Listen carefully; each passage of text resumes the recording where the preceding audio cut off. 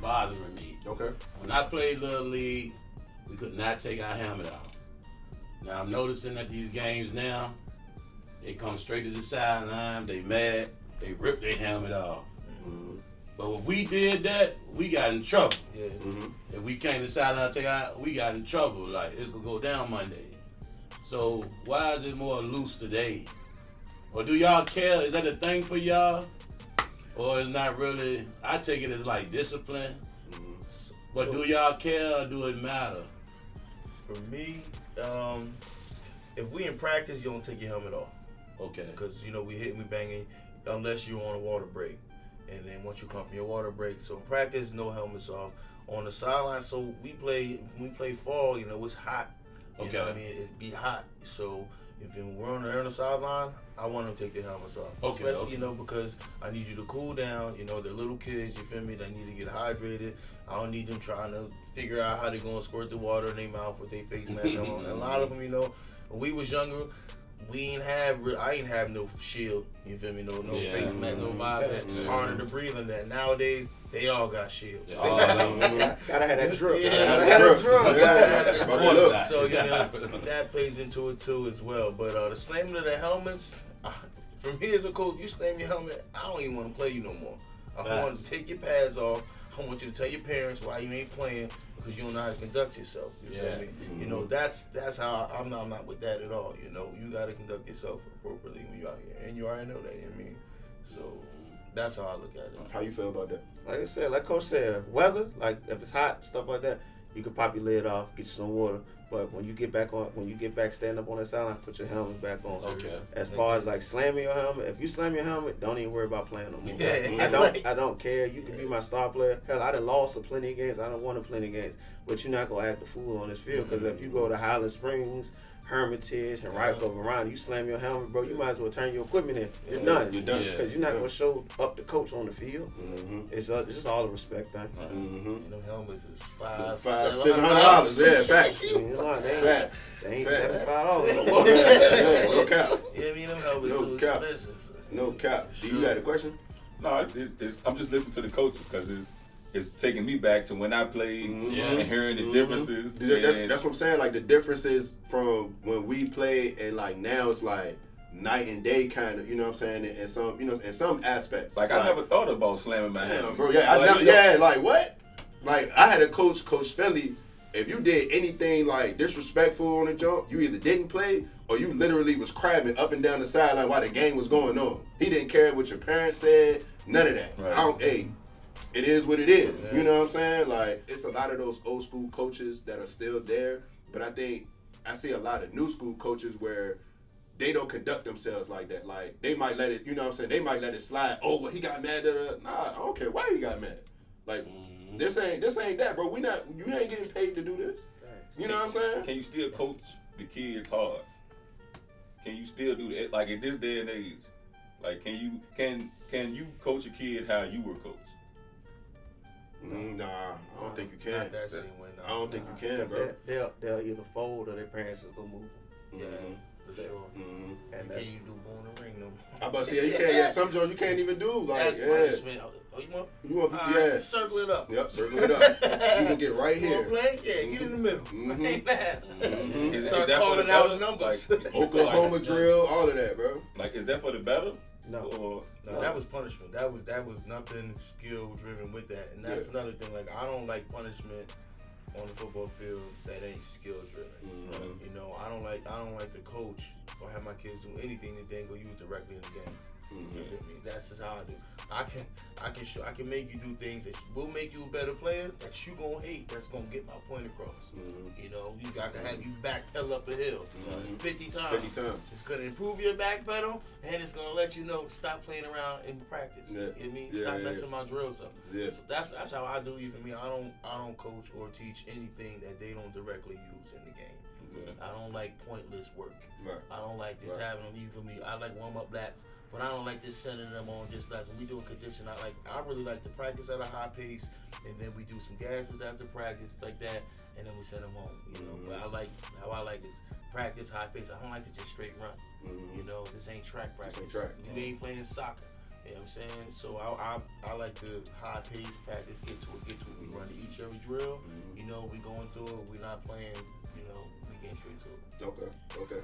You? Oh, I'm the bear crawl master. My kids. All four. Like they already know. As soon as they mess up and they hear me pull that whistle, they're like, "Bro, we about to start bear." Yes, we are.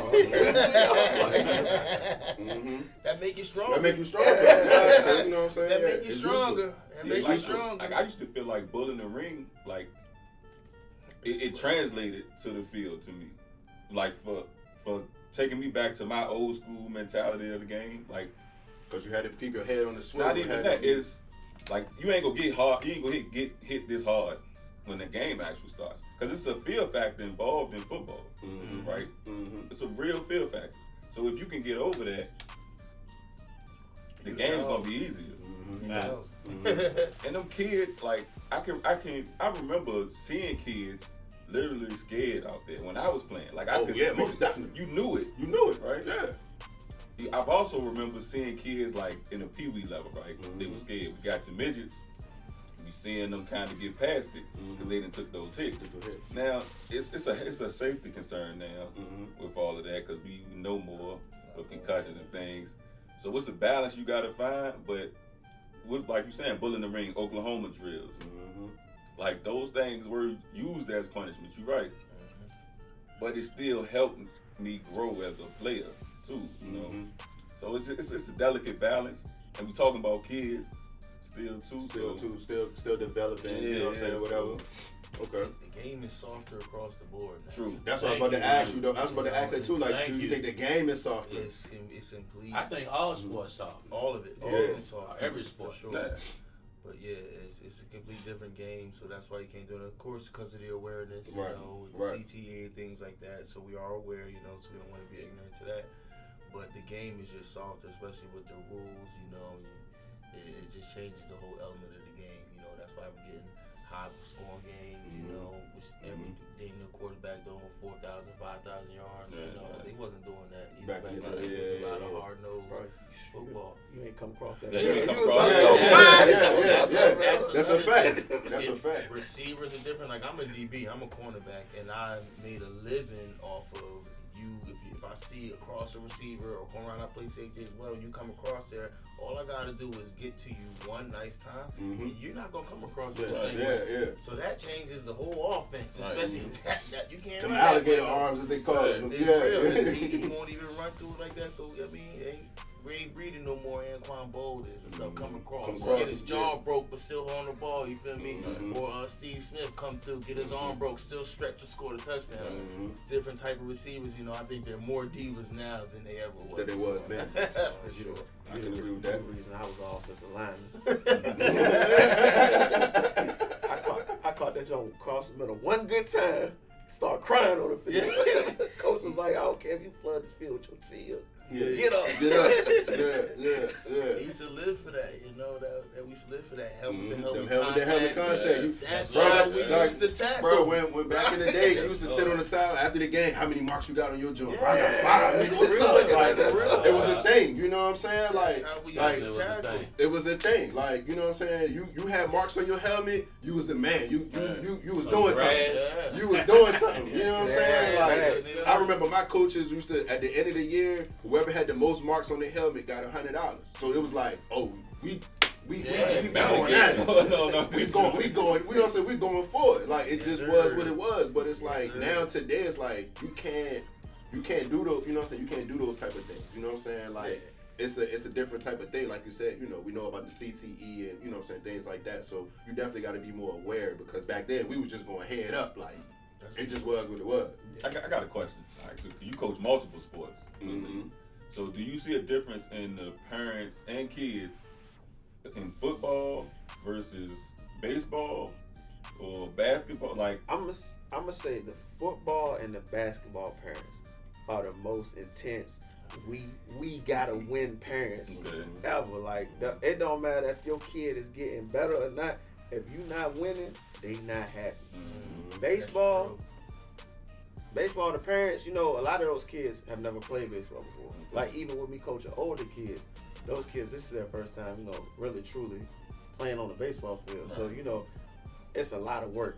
It's a lot of teaching, a lot of practice. Like I used to go maybe twice a week, but now with these kids, I'm going 3-4 times a week practicing 2-3 hours a day. Just to get them ready because I need you to be out here playing safely. Right. Yeah. Because if you get hit with a baseball, Yeah. I've had more concussions playing baseball than I have playing football. Maybe because I didn't know what a concussion was. We call it getting our bell rung in football. That was normal. Shake it off. Stop. You might miss one play. You might miss a play or two and you back on there. Once them 3 people go back to one. You start shaking that, so you're like good. But so the baseball parents are a lot more understanding, and like Coach said, he's letting his son sit out this year, rest his body. I wish a lot of more parents would, allow their children to explore other sports. Because me playing football, I was offensive lineman. Baseball helped with my hand and eye coordination. So, I could quickly move my head, see what's going on. Basketball helped me with conditioning. Because, I'm a fat boy, but I'm still running up and down the court. And your feet. Yeah, but a lot of parents, they specialize. My kid play football year round. My son, he doing conditioning for football year round. And a lot of these trainers and conditioners, bro, they're not doing nothing different than an experienced coach like Coach or myself doing in practice. Like I've taken my son to a trainer and he doing drill. I'm like, I do that at home. I'm giving you, I'm giving you $100 and we doing the same drill. I was like, hey, bro, we can go to the Y so we can get this crack until you get to high school. So so it's just the parents and the football and basketball just a lot more intense. All right, so we had this topic on our podcast earlier, a couple months ago, and being as though you are your son plays multiple sports, you a coach of multiple sports. If your son was the number 1 recruit in basketball, football, and baseball, which one would you want him to play? No brainer. Me? Mm-hmm. Even though my size, bro, I love baseball. You can get paid. Guaranteed And- contract. guaranteed That's a no-brainer. And a long career. You playing 40, 45, pushing 50, and still when you retire, you might have bad knees or something, but you still going. Like me, I played football in college and I got head always hurting, memory problems, 2 bad knees. My toes throw up gang signs randomly. So I would definitely be like, yo, look at baseball. Mm-hmm. Okay. I already knew what you. I know what you. It'd be baseball. It's safer, guaranteed contracts. And the thing that I love most about baseball is unless you like the top one that's known, nobody even fucking know you play baseball. That's what I was gonna say. You just a millionaire. Just a millionaire. Walking That's what I around, would say. you can live life comfortable. They don't even know who the fuck you You are. in the grocery store. I would never know unless you was like the top pitcher or something like that. I would not know. I would never know. You still wouldn't know. A lot of people don't I'm even. say some people still wouldn't know. For real. You know what I'm saying? So like, He look familiar. I think I seen that nigga before. I don't know. I would love that.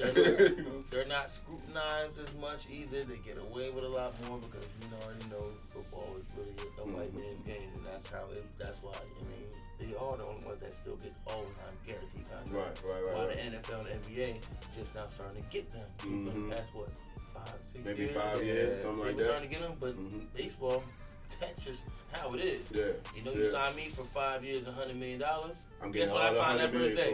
for. $100 million. Mm-hmm. See, y'all all said the same thing. We had our conversation. I said baseball from the jump. I was like, it's baseball, bro. And I said for the exact same reason. Like, bro, if you sign me to a 30-year, $300 million, I'm seeing $300 million for those 30 years, bro. Like, I don't got to worry about nothing. You know what I'm saying? Yeah. So, that was something I definitely wanted to ask you because I knew you coach multiple sports. So I was like, let me get his interpretation of that.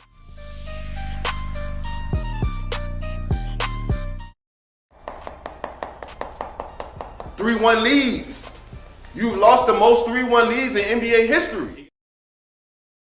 But we like playing basketball and football more. We just did.